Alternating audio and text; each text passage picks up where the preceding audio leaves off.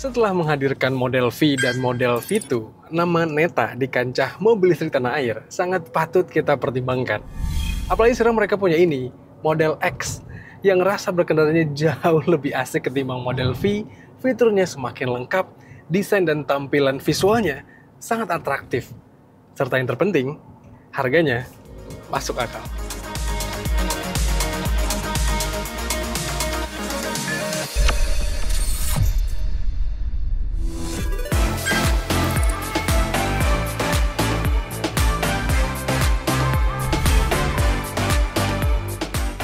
Neta X memang gampang bikin kita tertarik perhatiannya.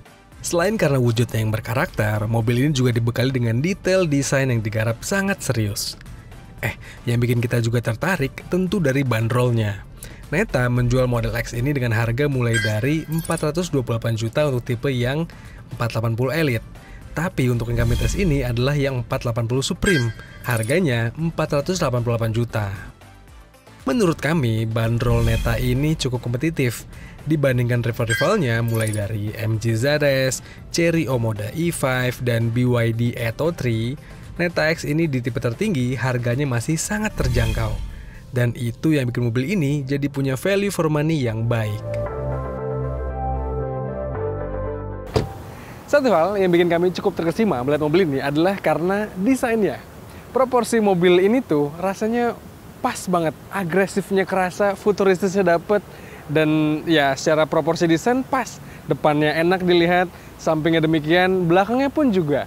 Dan kalau lihat fasianya ini, Neta dengan beraninya membuat fasianya menjadi sangat polos, tapi dikombinasikan dengan lampu-lampuan yang karakternya unik seperti ini membuatnya pas, teman-teman. Dan ngomong soal lampu, saya paling suka desain lampu belakangnya. Harus diakui, bagi yang suka dengan desain mobil agresif, memilih Neta X dengan Chery Omoda E5 tentu bikin galau. Keduanya bermain di konsep yang mirip-mirip. Tapi balik lagi, kalau kita bahas Neta X ini, secara wujud mobil ini paling besar loh di kelasnya. Cuma memang dengan perintilan desain yang lebih minimalis, sekilas mobil ini tampak kelihatan lebih kompak. Tapi enggak, dimensi mobil ini besar. Wheelbase-nya panjang, sampai ground clearance-nya dan rodanya pun termasuk yang moderat. Dengan wheelbase dan dimensi yang lebih panjang ini membuat area kabin dari Neta X ini jadi lega. Ruang kaki dan ruang kepala terasa fleksibel, pas dites sama saya yang punya tinggi 175 cm.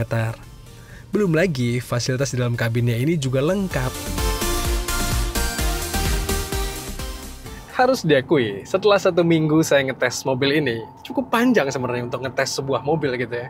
Tapi saya masih belum terbiasa untuk mengatur spion, membuka tutup spion lewat layar ini, lalu juga membuka sunroof dari sini dan mencari tombol hazardnya yang ternyata nggak ada tombol fisik yang melainkan capacitive touch aja di sini. Ya saya sih nggak terbiasa. Tapi itu adalah soal pembiasaan aja. Yang rasanya kalau pemilik mobil ini sih lambat laun akan mulai paham dengan karakter mobilnya. Anyway, rasa berkendara mobil ini jauh lebih menyenangkan ketimbang Neta V, teman-teman. Dan lebih meyakinkan bandingannya. Bandingan terasa solid, empuknya dapet, tapi nggak sampai yang jiggly atau terasa wobble gitu ya. Nggak, teman-teman, masih ada rasa solidnya. Dan yang asik juga dipakai manuver, mobil ini terasa presisi sekali. Lewatin sambungan jalan tol seperti ini juga terasa nggak canggung. Dan iya, itu yang membuat kami menilai Neta semakin improve untuk membuat rasa berkendara mobil semakin mantap lagi.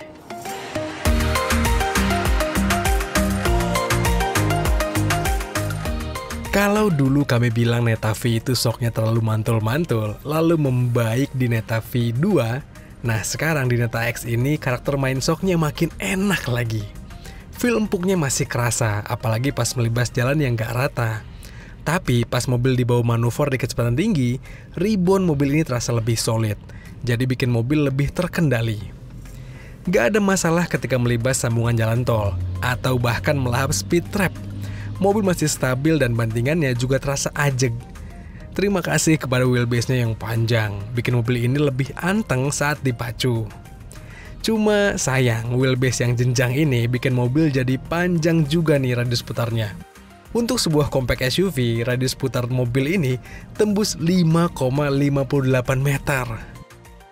Lalu, hal lain yang juga cukup mengganggu dari mobil ini adalah setirnya yang terasa terlalu enteng. Apalagi setir ini minim sekali feedbacknya. Jadi ya untuk yang doyan nyetir sih akan terasa agak mengganggu dikit nih. Secara pengendalian, memang Neta X ini diplot sebagai mobil yang cocok dipakai di rute perkotaan, dipakai di rute harian.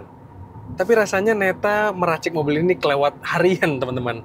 Karena spek dapur pacunya itu nggak yang terbaik di kelasnya. Bahkan bisa dibilang ya nggak cukup kompetitif dibandingkan Omoda E5 ataupun Atto 3. Mobil ini dibekali dengan motor listrik yang ditanamkan di roda depannya atau front wheel drive yang tenaganya diklaim hanya 161 horsepower dan torsi 210 Nm.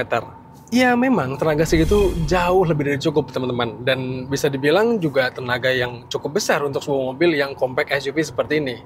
Tapi kalau kita bandingkan, apalagi kalau ketemu sama teman-teman yang kaum mendang-mending pemilik Omoda E5 atau Atto 3, ya kelihatan teman-teman mobil ini tuh agak kurang kompetitif secara dapur pacunya.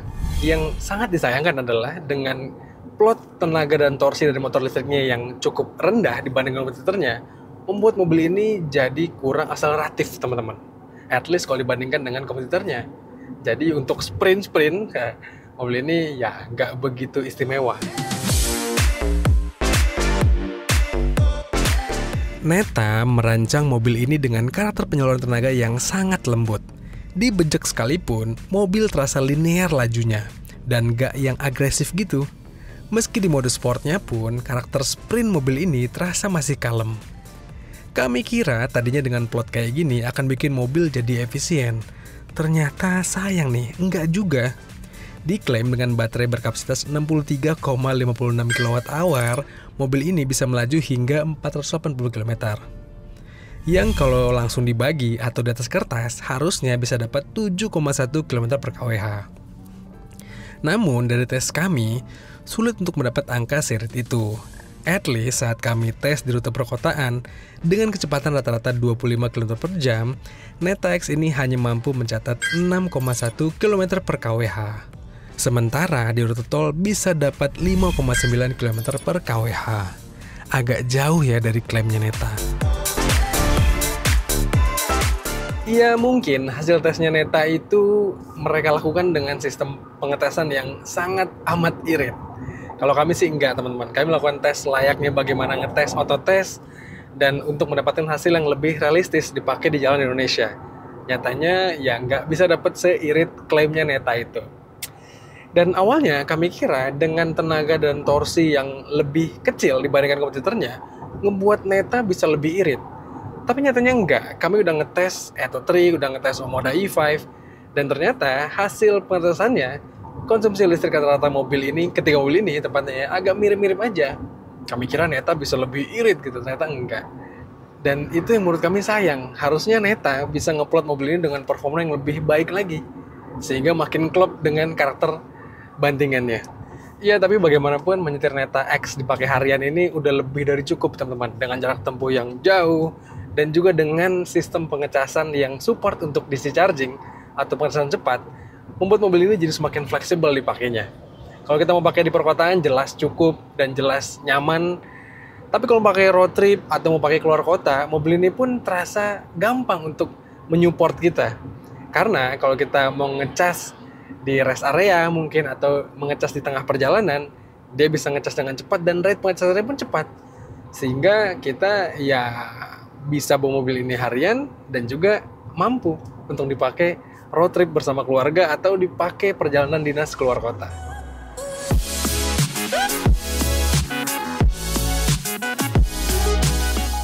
Iya, selain fitur pengecasannya yang sudah support DC charging dengan rate yang tinggi, fitur yang juga memanjakan kita pas pakai mobil ini adalah app control atau aplikasi pemantau dan pengontrol mobil di smartphone.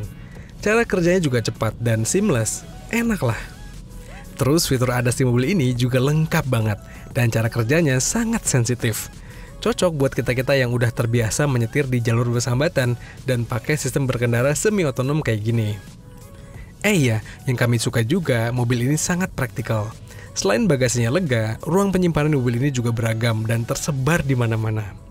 Mobil ini juga ada round view monitor yang lengkap banget modenya. Sampai ada hub mode. Cocok nih buat kita yang takut kalau kita gesrotin pelek mobil ke trotoar. Terus ya, segala fitur hiburan sampai pengaturan mobilnya juga atraktif di layar ini. Lalu bicara soal desain juga, yang bikin mobil ini terasa lebih unggul dibandingkan kompetitornya adalah dari ini, aura kokpitnya yang terlihat futuristis sekali. Memang BYD juga bermain dengan layar yang besar, Chery pun demikian, tapi ini rasanya setingkat di atas mereka, teman-teman. Neta mencoba memasukkan segala macam perintilan fitur pengaturan tentang mobil ini ke layar ini. Ini mirip banget kayak Tesla, dan key visualnya juga mirip, minimalis. Terus juga penggunaan warna hitam putih dengan font yang ya nggak terlalu mencolok, membuatnya menjadi sangat asik untuk dilihat. Tapi ya, buat kita-kita yang males untuk pelajari hal yang baru di mobil dan lebih suka mengatur segala dengan tombol fisik, jelas Neta X ini ngeselin, teman-teman. Bayangkan untuk melipat atau mengatur tinggi rendah, geser kiri kanan spionnya aja, kita harus mengaksesnya lewat layar ini nih. Buka dulu pengaturan, buka dulu setting. Terus di sini ada common tulisannya. Lalu di sini bisa adjust mirror dan kita mengatur lewat setirnya ini nih. Nggak praktis banget. Apalagi untuk melipatnya, kita juga harus menekan tombol di layar sini nih, fold mirror tulisannya. Wow. Lalu untuk membuka sunroofnya pun demikian lewat sini. Dan yang paling bikin saya gregetan dan ngeselin sih jujur, adalah ini entah kenapa untuk membuka jendelanya terbalik, teman-teman. Biasanya kan kalau kita mau membuka, kita tarik ke dalam atau tarik ke belakang gitu ya. Ini enggak. Tuh, kalau saya mundurin ke belakang, itu dia nggak ngebuka, tapi ke depan untuk membukanya. Wow. Terus, ini ada fitur one pedal. Artinya one pedal driving.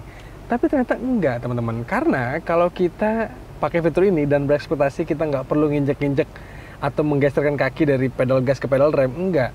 Karena fitur ini tuh nggak berhenti maksimal.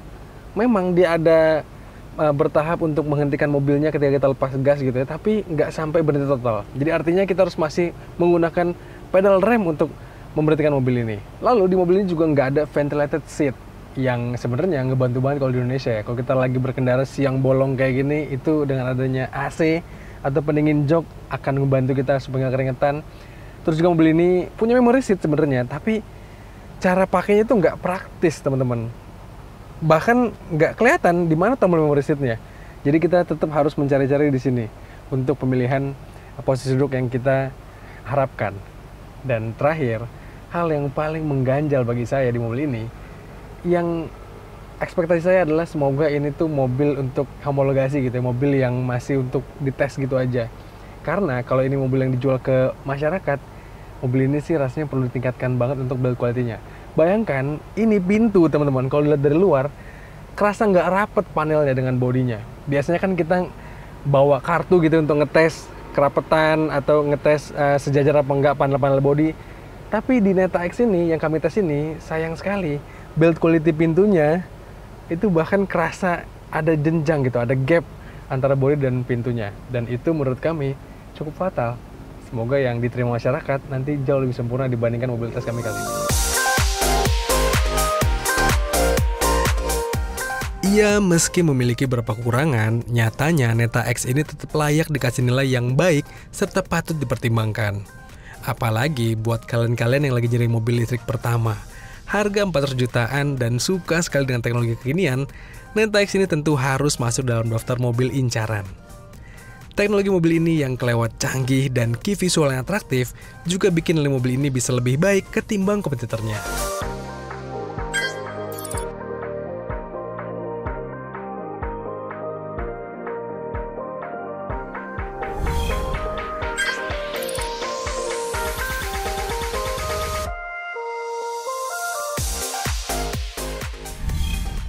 Iya teman-teman, sekiranya menurut kami kalau kalian nggak butuh-butuh amat fitur kayak wireless charging, nggak butuh fitur power tailgate, terus juga nggak butuh memory seat yang ribet cara pakainya, dan nggak terbiasa dengan fitur ADAS yang lengkap, kalian bisa beli Neta X yang versi lebih hemat, yaitu tipe yang terendah, tipe Elite.